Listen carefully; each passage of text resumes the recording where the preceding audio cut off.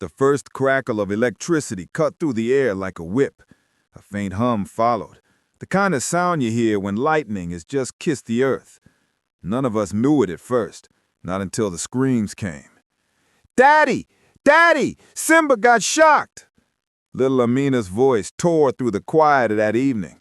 The neighborhood, normally alive with kids chasing soccer balls and mothers chatting on stoops, froze in place. Simba, the golden retriever who had been more friend and pet to every child on the block, lay trembling, his paws twitching against the sharp new fence that had appeared overnight. We had seen the white man working on it for weeks, though none of us thought he'd actually power it with live current. He was new to the street, a broad-shouldered man with sharp, stone-cold eyes that never lingered on us longer than a glare. His name was McAllister, but everyone whispered a simpler title behind closed doors: the Fence Man. He had moved into the middle house on Maple Crescent, right between the only two black families on the block, ours and the Johnsons. From day one, he treated the proximity like poison. He spat when our kids laughed too loud, slammed his door when Mrs. Johnson greeted him, and complained about barbecue smoke drifting his way every Saturday. But this fence was something else. A metal beast, thick silver wires coiled around iron poles, humming faintly under the evening sun. Warning signs weren't there yet, nothing but silent malice stitched between his yard and ours. When Simba cried out again, I rushed to the fence. My hands grabbed the dog by the scruff, pulling him free, but the jolt licked at my fingers too. It was small, quick, but enough to taste iron on my tongue. Electricity. Real, dangerous current. The street erupted. Mothers pulled children back. Fathers shouted curses. And McAllister? He leaned against his porch rail with a beer in his hand, watching like it was sport. "Stay on your side," he barked. "Fence is mine. Property line's mine. Y'all don't like it? Too bad." The rage in me boiled. My wife Lena pulled at my arm, whispering, "Don't, not now." But my jaw clenched so tight my teeth hurt. I wanted to cross that line, to show him he wasn't king of this block. Instead, we called the cops. They came with sirens low, a single cruiser pulling up to the curb. Two officers stepped out, their faces already carrying that look. One that said, "Here we go again, another neighbor squabble." We crowded around, speaking at once, voices full of fear and fury. Kids were hurt, pets were hurt. This fence was a weapon. McAllister stepped forward, cool as ice. "It's legal," he said, waving a printed paper like a preacher with a sermon. "Property rights, no trespassing. This is my yard and I'll protect it how I see fit." The officer held the paper, skimmed it, then looked at us. "Did your kids actually cross into his yard?" "No," Mrs. Johnson snapped. "The dog was in our yard. Our kids were in our yard. That fence zapped them through the line." But the cops exchanged glances that told us we'd get no help tonight. They told McAllister to add warning signs, told us to keep kids away from the boundary, and left with the same indifference they arrived with. Simba recovered, but a scar was burned into him and into us. The kids wouldn't play near the edges anymore, shadows of fear on their faces where laughter used to live. Our community, already fragile under the weight of being different in a mostly white neighborhood, now felt split open by steel and current. And McAllister? He grew bolder. Every evening, the hum of that fence became a taunt. He'd stand outside, watching, waiting for another slip, another shock. His grin widened when the kids cried. He turned the voltage higher when our cats prowled too close. He wanted us to suffer, and he thought the law was on his side. But the law isn't always justice, and sometimes justice has to be made with your own hands. The turning point came one afternoon when I found my son Malik sitting on the porch steps, tears streaking down his cheeks. He wasn't the kind to cry, not since his mother taught him to stand tall in a world that often tried to make him small. But today, he shook, holding his arm where frank burn marks showed. "What happened?" I asked, my heart pounding. His words came between sobs. I was chasing the ball, Dad. It rolled close. I didn't touch it. I swear I didn't. But when I reached the fence, it jumped at me." I pulled him close, fury burning hotter than the fence's current. My son wasn't just hurt, he was targeted. And McAllister knew exactly what he was doing. That night, I sat with Lena at the kitchen table, plans turning in my head like grinding gears. She saw it in my eyes. "You're thinking of fighting back," she said softly. "I can't sit here while he burns our children. The cops won't help, the HOA won't help, the law won't help. What choice do we have?" Her hand touched mine, steady and strong. "Then make sure, whatever you do, you make it count." And so I began. Revenge isn't fire in a moment. His patience, his precision, is a blade sharpened over time. If McAllister thought his fence was untouchable, he hadn't reckoned with the strength of a community bound by something stronger than hate. We watched him. We studied him. We learned his patterns. When he left, when he drank too much, when he fell asleep on his porch.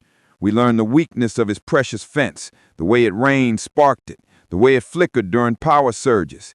And little by little, a plan grew. Because you see, the same wires that shocked our children could turn on their master. The same current that divided us could be redirected. And McAllister was about to learn that the hum he loved so much could become a roar against him. This wasn't just about a fence anymore. This was about dignity, about showing a man who believed he could burn us into silence that we would rise with a fire he could never control.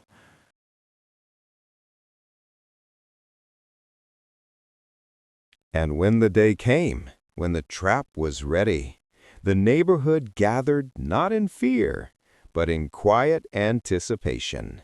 For once, the hum of that fence would not be our enemy. It would be our justice. The night we put the plan into motion, the air smelled of wet earth and jasmine, small comforts for a blockade of bigger things. We moved like a long, careful shadow. The neighborhood's pulse synced to a single, stubborn heartbeat. Mothers with blankets, fathers with flashlights, teenagers with phones ready to capture everything. We weren't there to hurt. We were there to end the hurt. I won't describe how we tampered with wiring or gave instructions on how to reverse currents. That would have been both dangerous and wrong. What I will tell is how we turned the power of that fence from a weapon into a mirror. How every cruel, buzzing whisper of electricity became an amplifier of McAllister's own nature. We refused to become what he wanted us to be, fearful, retreating. Instead, we took the tools he used, exposure, humiliation, the law's slow-moving teeth, and sharpened them into a blade that would cut clean. We began with evidence. Malik, who had always been better with a camera than with a baseball glove, recorded the hours. McAllister turning knobs, smirking as neighborhood pets yelped and as our kids flinched. Hidden cameras, small, cheap things, captured his nightly rituals. Neighbors kept written records of each complaint, every call to the police, names and badge numbers of officers who shrugged and walked away. We saved every picture of bruises and singed fur. We collected testimony after testimony until the paper trail looked like a thick rope binding the truth tight as bone. Then we found the neighborhood journalist. Small-town papers live on outrage and heart. They live on truth even more. I didn't have to beg. Marcus, the paper's editor, darker skin than McAllister, smaller car, louder laugh, took one look at the footage and promised to run a piece. He didn't call it neighborly dispute. He called it dangerous border installed by homeowner shocks kids and pets, and put a picture of Simba at the top, his eyes wide, his scar visible. The first article landed like a throwstone into a glass pond. Local news picked it up. The journalist from the city station drove over and filmed the fence humming in the twilight, the warning signs newly posted, but thin like afterthoughts. The whole thing began to look less like a small private matter and more like a public hazard. That is when McAllister snapped. He called me at dawn, his voice sliced with a brittle, dangerous calm. "You want a war, then you have one," he said. Threats fell like cheap rain. "You think you can ruin me? I'll ruin you." He hung up. Such words had lost their power when he had been the first to insult our children, but their rattle quickened the blood. The city inspector showed up 3 days later. She was a woman with a clipboard and patience, and she did what the police had not, the cold, impartial work of measuring and noting hazards. She walked the fence line, tape measure in hand, and looked at the power box with that small, decisive expression of someone who knows how to read the language of danger. This is not up to code. This is a hazard. She took pictures. She filed a citation. McAllister got desperate.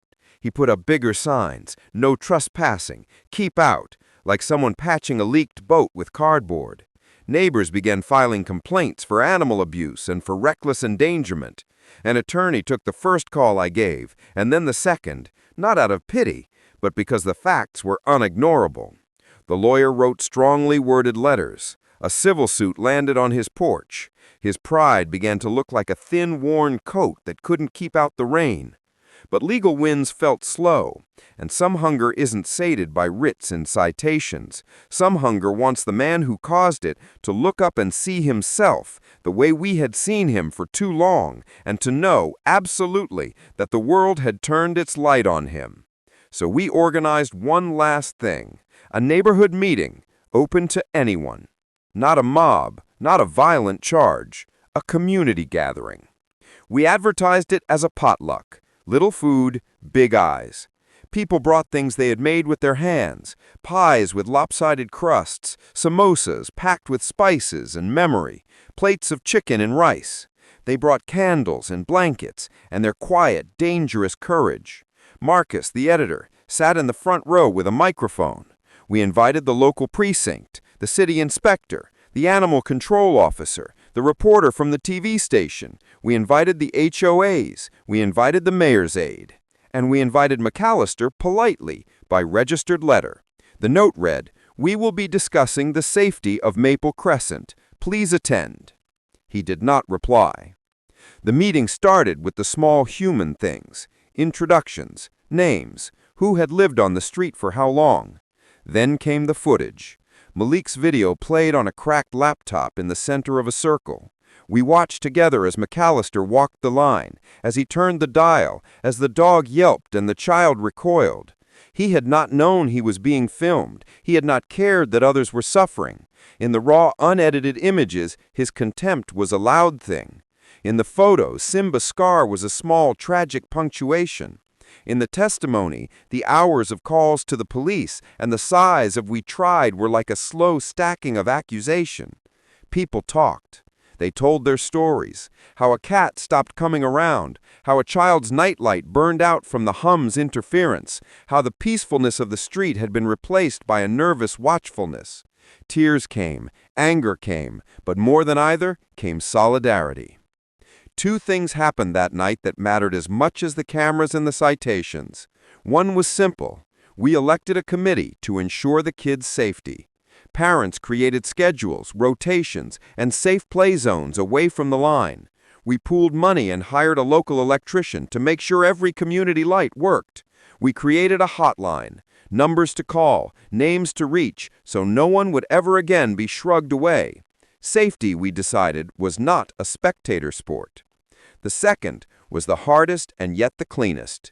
We confronted McAllister. He stood on his porch as the meeting adjourned, as people drifted into the night carrying plates and leftovers.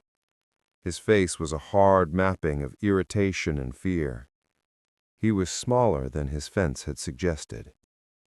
Men and women, our neighbors, not the television cameras, walked up his path.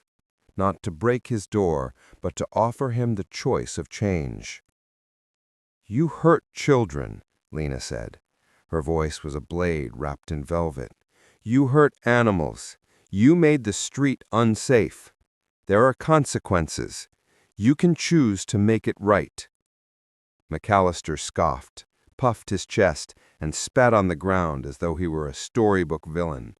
"You people will regret this," he said. And once again the threat felt hollow. He had threatened before. Threats were his first tool, because they cost nothing. But the evidence was on the table now. The inspector visited his property the next day with a notice: remove the fence or face immediate fines and possible criminal charges. A civil suit filed for endangering children, for animal cruelty.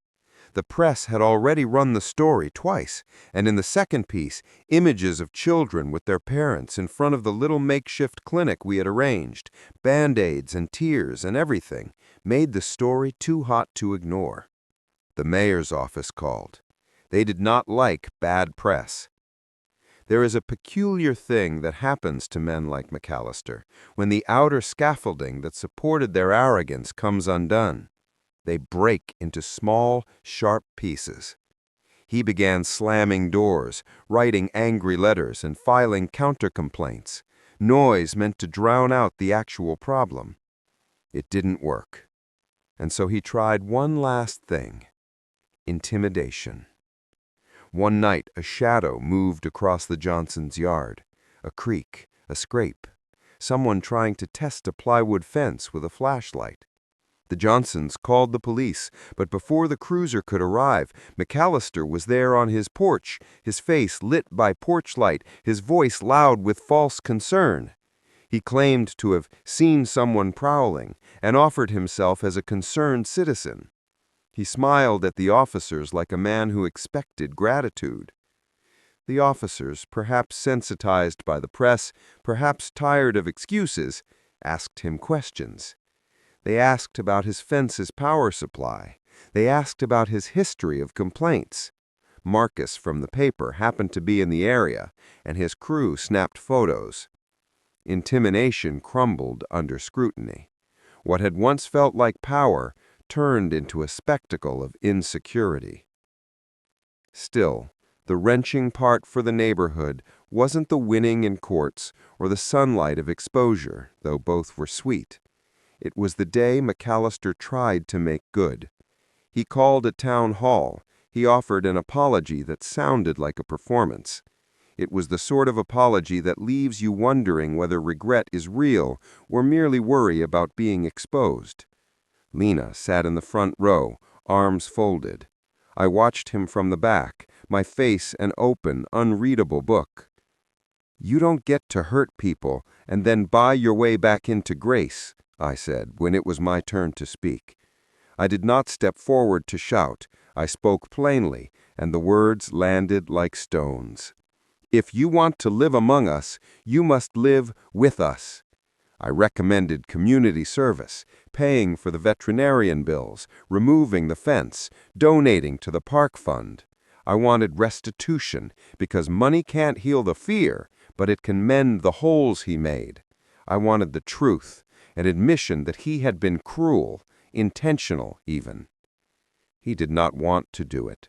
Pride and stubbornness had always been his brothers, but the law did not require his moral awakening. It required paperwork and a judge's signature.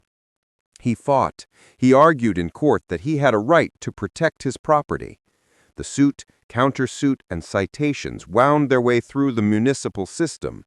The judge, when she finally read through the file, a file thick with photos, logs, and interviews, leaned forward and said one thing that felt like justice in itself.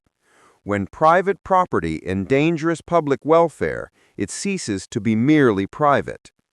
The judge ordered the fence removed, fines levied, mandated community service, and, crucially, a public statement acknowledging wrongdoing. We weren't naive. A court order doesn't change a man's heart, but it changed his options. The fence came down in the late winter wind, a rusty skeleton taken apart pole by pole. He removed it under the watchful eyes of the inspector and the community. We stood there as the wires were cut and loaded into a trailer, and when the last segment hit the trailer, I felt something lift from my chest, a weight that had bent us low for too long. When the fence was gone, something smaller and more important returned to the street. Laughter. It came back in small bursts, like birds testing a new branch. Kids played soccer again, their kicks softer, their hands less wary. Persistent fog of suspicion lifted. The Johnsons hosted a block party in the spring, a simple thing: barbecue, music, games. Marcus wrote an editorial about power, about how the hum of electricity should never be a substitute for humanity. And McAllister? He sold the house within a year. Not a polite sale, a forced reduction, his property value shrunken by the record of his actions.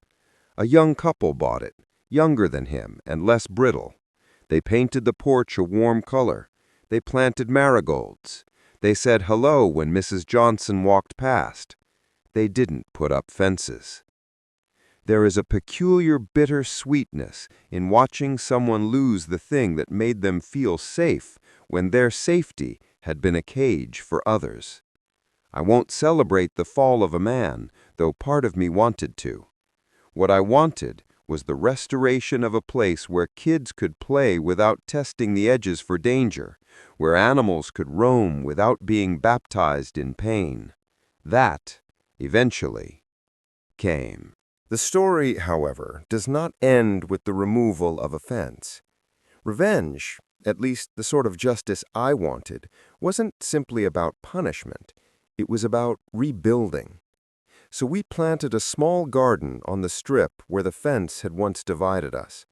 It started as a sign, a crooked, hand-painted plaque that read, "For the children and creatures of Maple Crescent." Malik and the neighborhood kids planted sunflowers. Lena planted mint and rosemary. Mrs. Johnson brought seedlings from her mother's house in another city, seasonal memory in leaf form. People came together with shovels and laughter, and there was a season when the sunflowers towered over where the fence had once been and looked like yellow-lipped witnesses to something better. Simba grew older. His scar faded into fur, a knotted story you could only find if you put your ear to him and let him lean into you.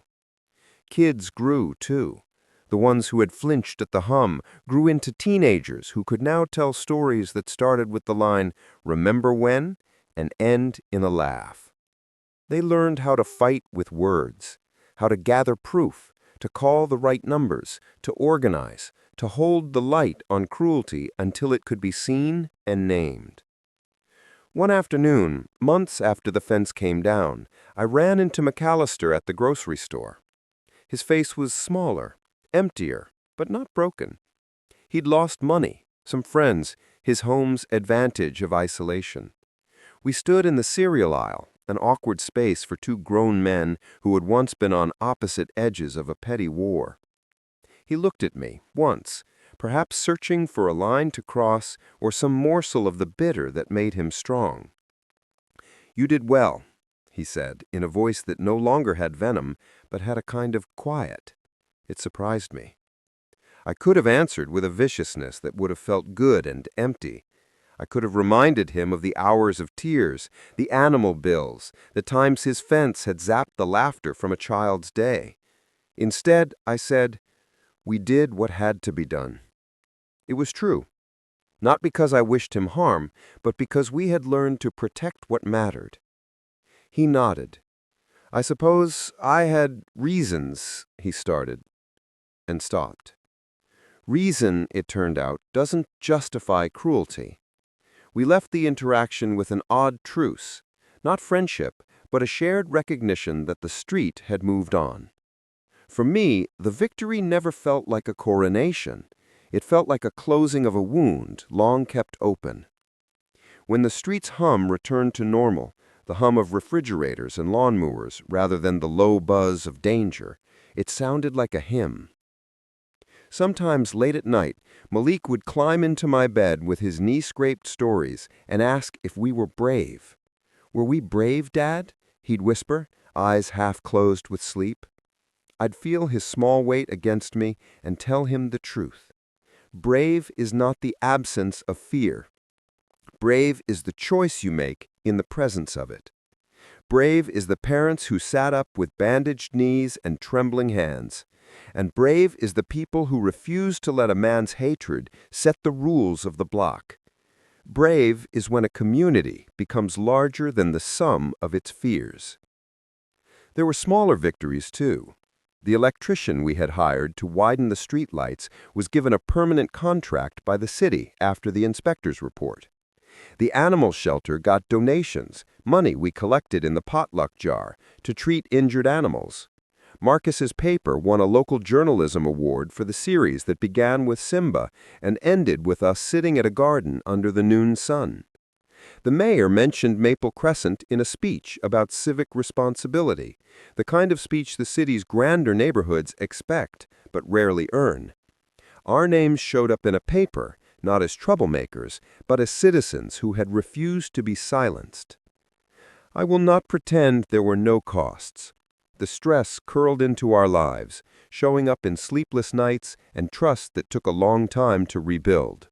Old friendships frayed. Neighbors took sides and then changed them. There were things that never fully healed. A cat that never quite uncurled the same, or a child whose first memory of a lawn is a jolt. But there was also the slow, stubborn blooming of something else, a belief that we too had rights that deserved the protection of law and the tenderness of neighbors. In the end, the memory of the fence lived on in story. It became a tale parents told when nights were long, a warning that men like McAllister exist and that the best answer is not silence, but action. Malik grew up carrying a camera, but he also learned to be cautious because we had taught him balance. He learned that exposure matters, that a single small phone video can tilt a system, that community organizes like muscle memory if you train it. There's a line I once read in a book my grandmother loved. Justice without mercy is cruelty. We held that line like a torch in the months after the fence. Our actions were strong, but shaped by a strange tenderness. We wanted the man who had caused pain to be accountable. We did not want to become the kind of people who would cause it back. In that narrow, fierce space, we found our best selves. The garden by the old fence line still grows. Sunflowers still lift their faces to the sun like little beacons.